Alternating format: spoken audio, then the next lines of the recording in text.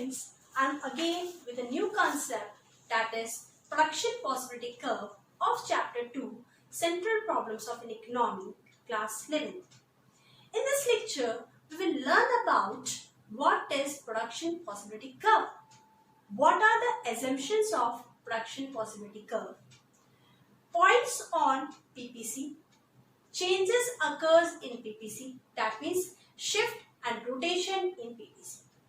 So let's start with the lecture. Before that, I want to recall the previous terms with you.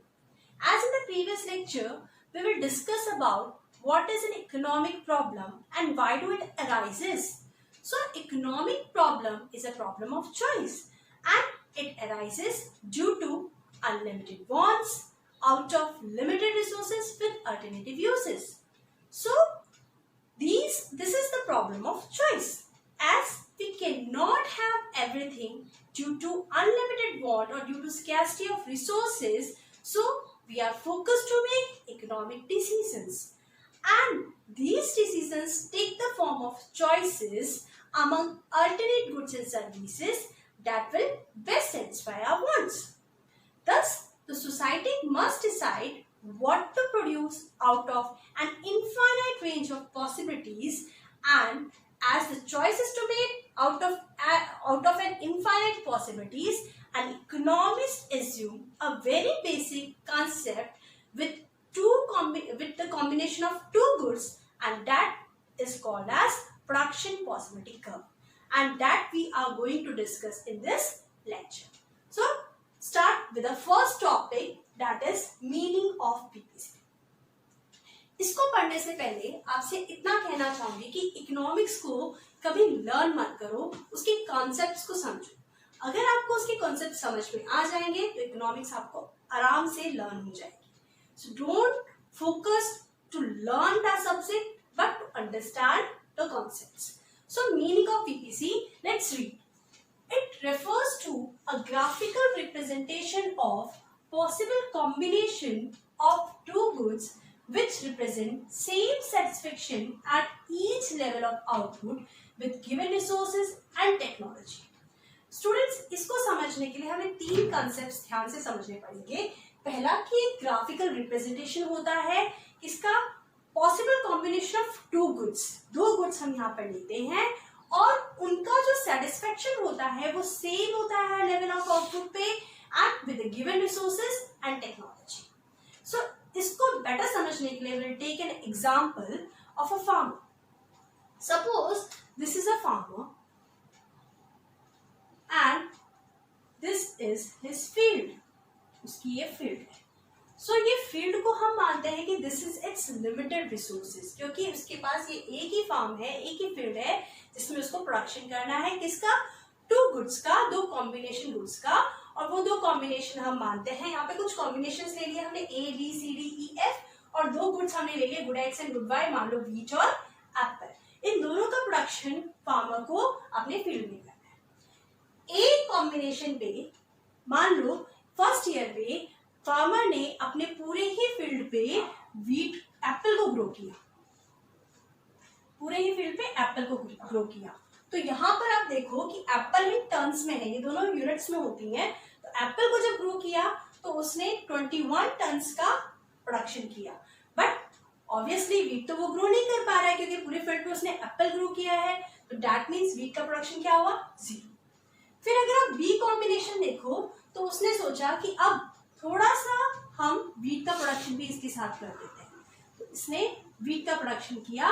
Suppose he produce 1 ton of wheat. जब उसने wheat का production किया तो Apple का production automatically कम हो जाएगा और उसको कम प्रोडक्शन करना पड़ेगा. That means of 20 tons of Apple. Same जब उसने और सोचा कि मैं अपने फील्ड पे थोड़ा सा और प्रोडक्शन कर लेता हूं तो क्या हो गया? व्हीट का प्रोडक्शन इंक्रीज हुआ 1 to 2 और एप्पल का प्रोडक्शन डिक्रीज हुआ 20 to 18. सेम विद थर्ड, उसने थर्ड यूनिट और थोड़ा इंक्रीज किया. यहाँ पर देखेंगे अगर उसने और थोड़ा सा प्रोडक्शन किया तो एप्पल का और कम हुआ, दैट मीन्स 50. फिर 4 किया तो एप्पल का प्रोडक्शन और कम होगा. फिर 5 किया, 6 unit of Apple. And in the 6th unit, जब उसने 6 यूनिट ऑफ व्हीट टन यहाँ पे ग्रो किया तो पूरे ही फार्म पे उसने वीट का प्रोडक्शन किया है। जब उसने पूरे ही फार्म पे वीट का प्रोडक्शन किया तो एप्पल का प्रोडक्शन होगा क्या? नहीं होगा, तो it will become a 0. So this tabular presentation is called PPC schedule. ये टैबुलर प्रेजेंटेशन को प्रोडक्शन पॉसिबिलिटी शेड्यूल कहा जाता है. ओके, अब इसको हम ग्राफिकली समझेंगे. जो हमने बनाया है शेड्यूल, उसको ग्राफ के थ्रू कैसे रिप्रेजेंट करते हैं, तो आपको उसका मीनिंग ज्यादा अच्छे से समझ में आएगा. Let's start. In x axis we are showing good x that is wheat, और इस पे हम गुड y को यानी एप्पल को शो करेंगे. तो start with the first. 0 unit of output पे कितना प्रोडक्शन था एप्पल का? 21. 1 यूनिट ऑफ व्हीट पे कितना प्रोडक्शन था एप्पल का? 20. सेकेंड यूनिट ऑफ आउटपुट पे 18. थर्ड यूनिट ऑफ आउटपुट पे 15. फोर्थ यूनिट ऑफ आउटपुट पे 11.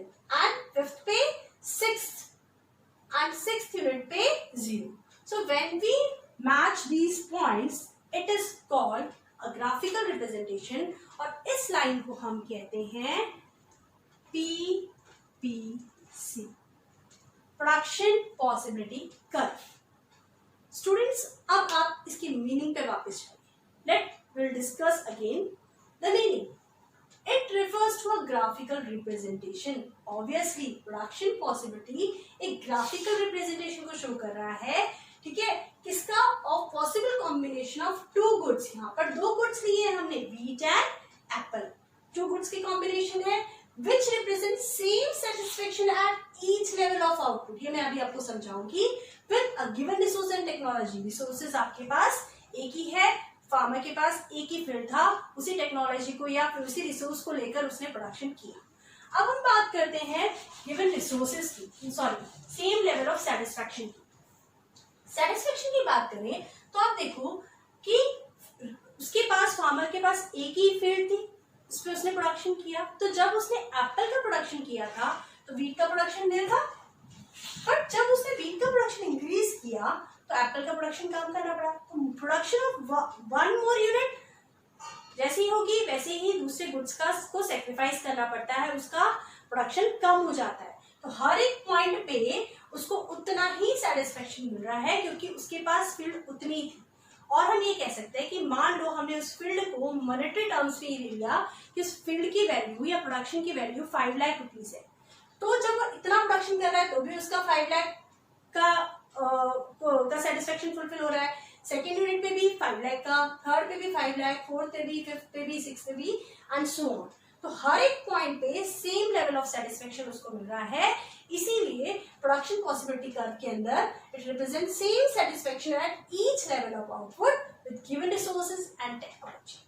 तो this is called production possibility curve. और इसी तरह से आपको एग्जाम पे भी अपने क्वेश्चन के अंदर आंसर लिखना है. First meaning, then you have to show the schedule, then graph and so on. ये जो पॉइंट है, ये जो लाइन है, इसका मतलब ये होता है कि इसमें जितना भी लिमिटेड रिसोर्सेस था वो पूरी तरह से यूटिलाइज किया गया है. 5 लाख का इन्वेस्टमेंट किया तो 5 लाख का पूरा उसने यूटिलाइजेशन किया है. दैट शोज प्रोडक्शन पॉसिबिलिटी का.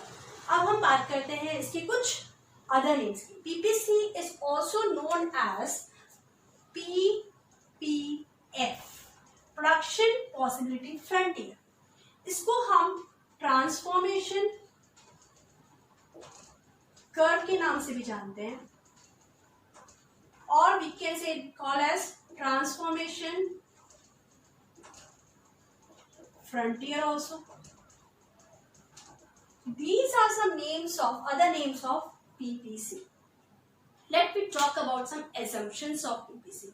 अब assumptions क्या होते हैं? जो फैक्ट है, अगर आप इस assumptions को, इन मान्यता को लेकर नहीं चलोगे तो PPC will never make this shape. Okay, क्या शेप बन रहा है? इसका कॉन्केव शेप बन रहा है. और क्यों बन रहा है ये हम आप बाद में बताएंगे. पहला assumption ये कहता है कि आपके पास रिसोर्सेज जो है वो गिवन है. Already we talk about that.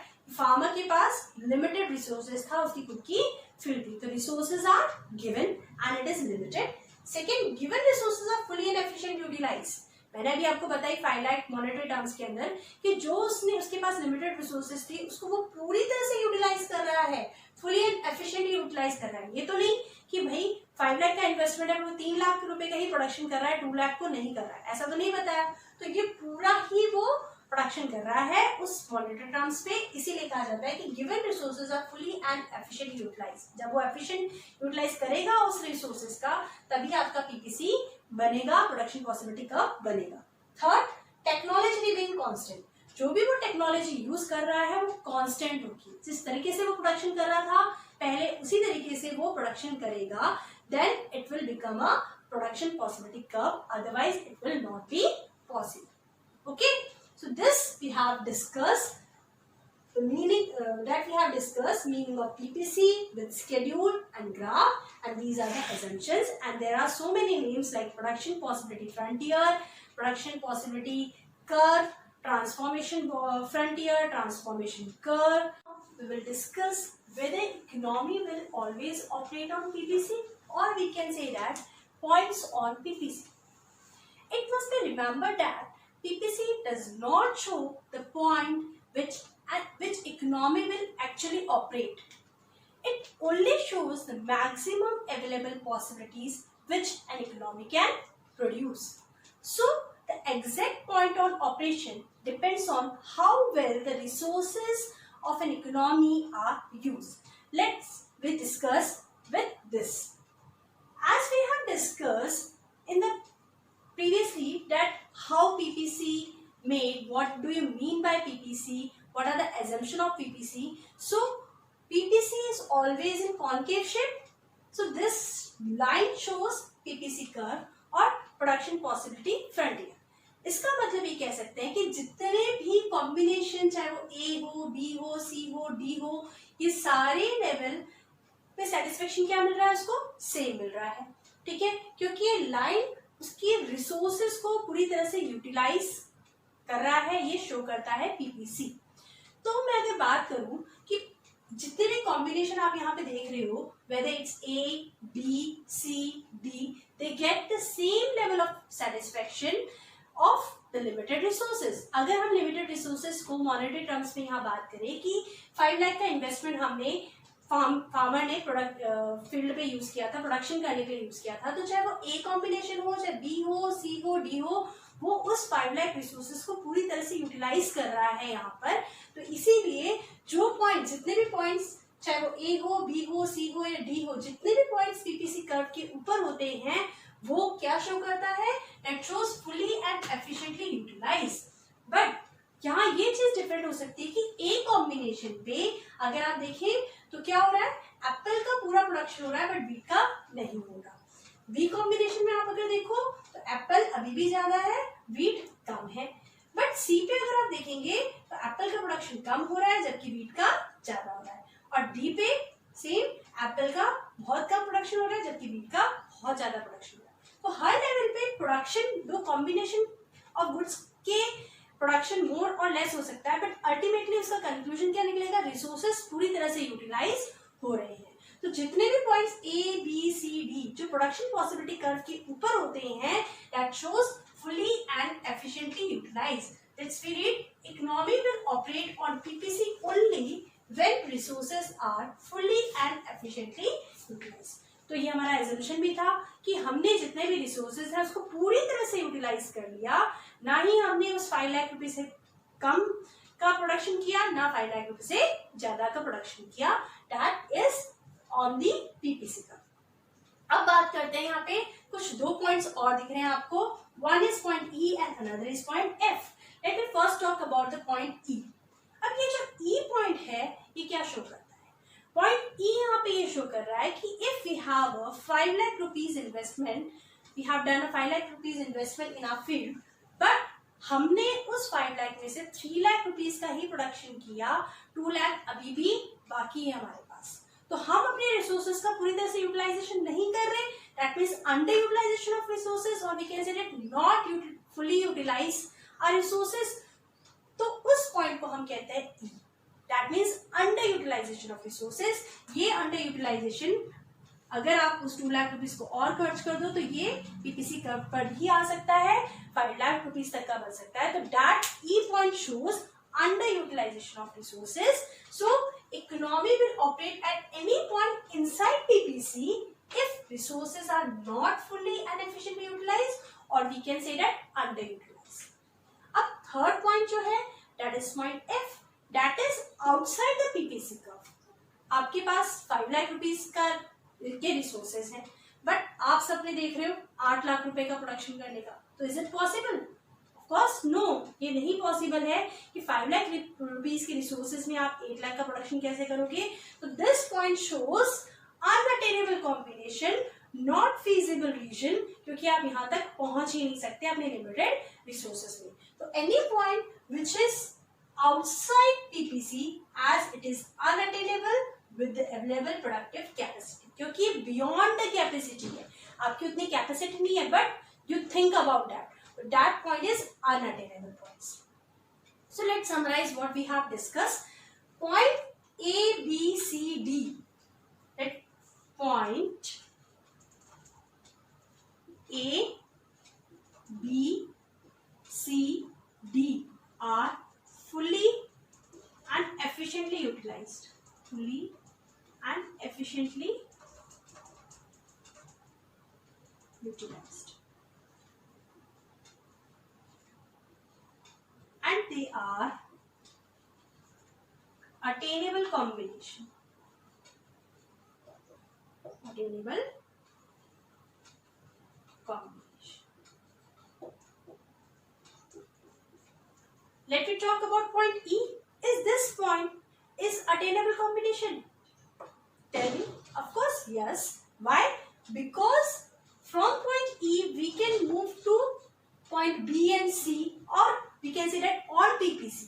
हमारे पास इतने resources हैं अभी भी कि हम अपने उसको अच्छे से अगर यूटिलाइज करें तो हम PPC कर्व के ऊपर पहुंच जाए. तो point E is also an attainable combination, but point F is unattainable combination.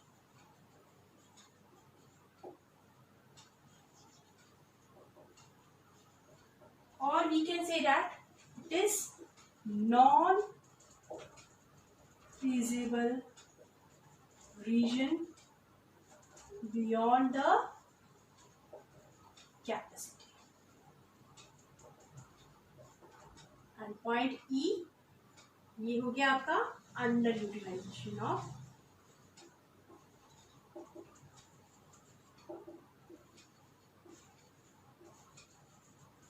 So this we discuss in points on PPC. That is, whether economy will always operate on PPC. Of course, no. When it is not full, when it will not utilize whole resources properly and fully, then it will be inside the PPC. And when it think beyond the capacity, it will outside the PPC. So this we will discuss in points on PPC. We talk about the last topic of this lecture, that is change in PPC. PPC is based on the assumption that resources of an economy are fixed. But in this changing world, the productive capacity of an economy is constantly changing due to increase or decrease in resources. Such changes in resources led to change in PPC. So the change in PPC indicates either an increase or decrease in the productive capacity of an economy. So it is of two types. First, shift in PPC, and second, rotation of PPC. Shift in PPC means when the change in resources of both the goods, as we talk that production possibility curve, we are taking the combination of two goods. जब दोनों ही goods के resources में changes आते हैं, चाहे increase हो या decrease हो, तो क्या होगा? Shift आएगा किसमें? PPC में. But rotation tells us the change in resources of any one good. X commodity में, या कह सकते हैं हम wheat की commodity में increase हो रहा है, but एप्पल की कमोडिटी में नहीं हो रहा, तो क्या होगा? पीपीसी सिर्फ रोटेट होगा, it will not shift. So before starting this, first we understand the difference between shift and rotation. Students देखो, सपोज ये ओरिजिनल पीपीसी है, ओके। अब हम शिफ्ट की अगर बात करें तो ये ओरिजिनल पीपीसी अगर पूरी की पूरी राइट की तरफ आ जाए तो ये राइट की तरफ शिफ्ट हो गया, that is called rightward shift in PPC. और ये पूरी की पूरी अगर लेफ्ट की तरफ चले जाए तो that means leftward shift in PPC, okay. But what is rotation means? That means this is your original PPC. अब इसमें सिर्फ एक कम्युनिटी में चेंजेस होता है, वेदर इन एक्स कम्युनिटी और वेदर इन वाई कम्युनिटी। तो मान लो यहां से उठ के यहाँ चेंजेस किस में आ रहा है? चेंजेस सिर्फ एक्स में आ रहा है, वाई में नहीं आ रहा। या फिर यहां से उठ के यहां से आ रहा है, चेंजेस किस में आ रहा है? सिर्फ वाई में आ रहा है, एक्स में नहीं हो रहा। This called as rotation, okay. So let first discuss first topic, that is shift in PPC. अब शिफ्ट इन पीपीसी क्या होता है? देखिए, PPC can shift either towards rightward or towards leftward when there is change in resources or technology in respect of both the goods. So that is called shift in PPC. Shift in PPC, it is of two types. First, rightward shift in PPC. Second, leftward shift in PPC. पहले हम rightward shift पढ़ेंगे. First is rightward shift in production possibility curve. क्या होता है rightward shift production possibility curve? When there is advancement or upgradation of technology, or we can say that when there is a growth of resources in respect of both the goods, then the original PPC will shift towards right. So this is called rightward shift in PPC. Suppose अगर हम example की बात करें, हमने दो example लिए थे, दो कॉम्बिनेशन लिए थे, व्हीट और एप्पल का। अगर व्हीट और एप्पल दोनों के प्रोडक्शन में इम्प्रूवमेंट आ रहा है, ग्रोथ हो रही है, टेक्नोलॉजी अच्छी हो रही है, इम्प्रूव हो रही है, उसकी अपग्रेडेशन हो रही है, तो वो पूरा का पूरा पीपीसी कर्व कर राइट की तरफ शिफ्ट हो जाएगा और उसको हम कहते हैं rightward shift in PPC. Understand with graph. This is your y-axis, x-axis, and this is you. यहाँ हमने लिया था Apple, here we take wheat. ग्राफली बना रही हूँ। This is a PPC curve. इसको अगर हम बोले डिनोट करें, PP से डिनोट करा है। PP is a original production possibility curve. Now what happened? अगर दोनों ही गुड्स व्हीट और एप्पल दोनों के प्रोडक्शन में इंप्रूवमेंट आ रहा है, ग्रोथ हो रही है, टेक्नोलॉजी इंप्रूव हो रही है, अपग्रेड हो रही है, तो क्या होगा? It will shift towards rightward and ये हो जाएगा आपका P1 P1। सो ये क्या हो रहा है? आपको क्या दिख रहा है? राइट की तरफ शिफ्ट हो रहा है। सो PPC shift from PP to P1 P1। This is called rightward shift in PPC। अब हम इसी के अपोजिट बात करते हैं। सेकेंड आता है आपका लेफ्टवर्ड शिफ्ट इन PPC। इस चीज को जरूर ध्यान में रखना। Whenever we talk about the shift, that means change in resources of both the goods। Shift में दोनों ही गुड्स के रिसोर्सेज में चेंजेस आते हैं। अब लेफ्टवर्ड शिफ्ट की क्या बात होगी? कैसे होगा? When there is technology degradation, or we can say that decrease in resources with respect to both the goods, then it will called as leftward shift in PPC। Okay, example वही अगर हम देखते हैं, अगर example destruction of resources in an earthquake will reduce the growth of both the goods, apple and wheat. This will happen in leftward shift in PPC। ये आपका y-axis, x-axis, apple, here we will take wheat, this is our origin, this is our original curve P। What happened? Reduction हो रहा है किसमें? Resources में, ठीक है। Earthquake के कारण रिसोर्सेज में डिस्ट्रक्शन हो रहा है, तो क्या होगा? लेफ्ट की तरफ शिफ्ट होगा। अब आपका जो नेक्स्ट पीपीसी बनेगा वो कहाँ की तरफ आएगा, लेफ्ट की तरफ आएगा, that is P1. So original PP production possibility curve PP shift towards left from PP to P1 P. So this is leftward shift in PPC. ये हमने बात करी शिफ्ट इन PPC. अब हम बात करते हैं नेक्स्ट चेंज जो आता है रोटेशन के बारे में.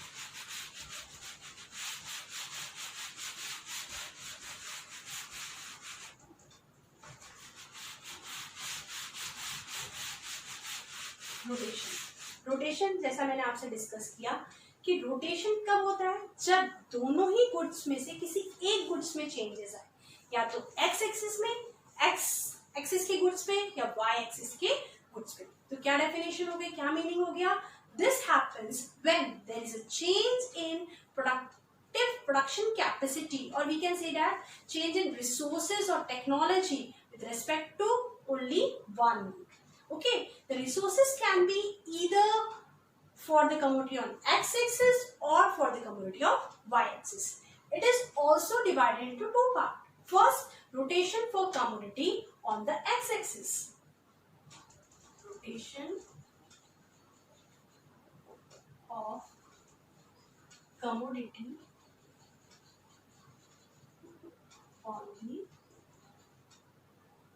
x-axis. शिफ्ट का मैंने आपको एग्जांपल लेके बताया था. Let's first start. आपका y है, this is x, this is origin, this is your origin fraction possibility curve p, या इसको हम ले लेते हैं a and b. AB is a production possibility curve. Here we will show the wheat.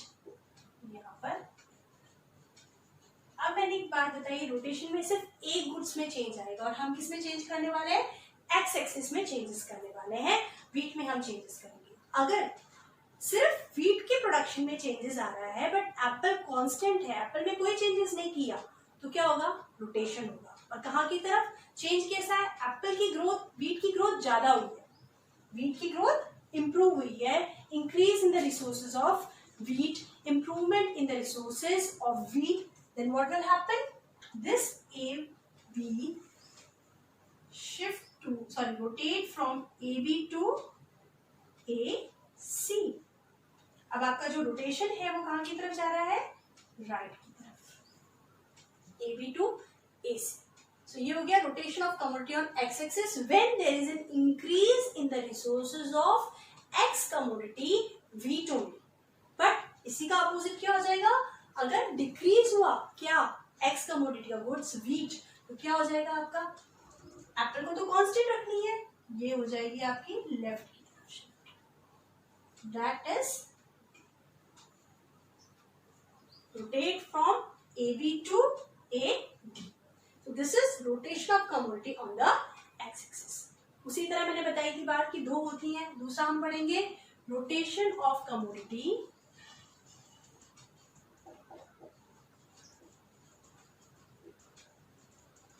on y axis. अब हमें यहाँ पर सिर्फ y axis के गुड्स में चेंजेस करना है. That means this is the graph y x, जो यहाँ हम अगेन लेते हैं एप्पल, इधर लेते हैं wheat, this is your original PPC,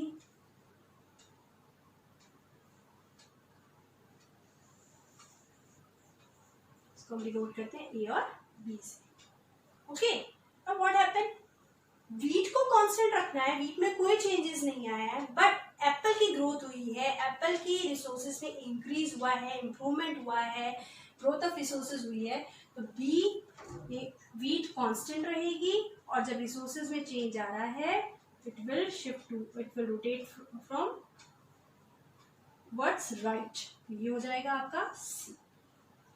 अब क्या हो जाएगा, ये पहले ए बी था, ए बी से अब क्या बन जाएगा, बी ए से बी सी, इसकी ग्रोथ हो गई, rotate towards right.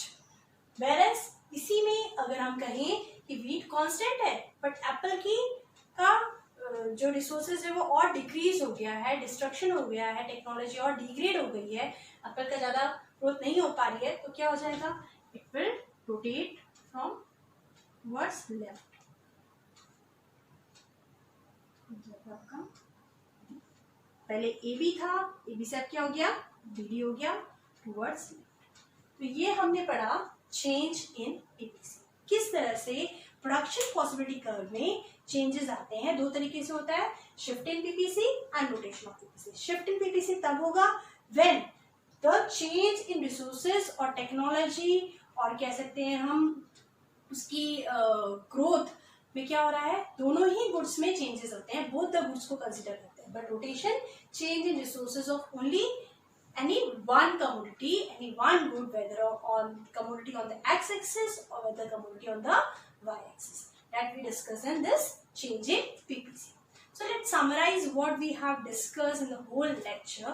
Firstly, we discuss about the meaning of PPC. PPC क्या होता है? It's a graphical representation of combination of two goods which represent same satisfaction level of output when resources and technology are given. Okay, ये PPC पढ़ा था। Then we talk about the assumptions. Assumptions क्या थे? 3 assumptions थे।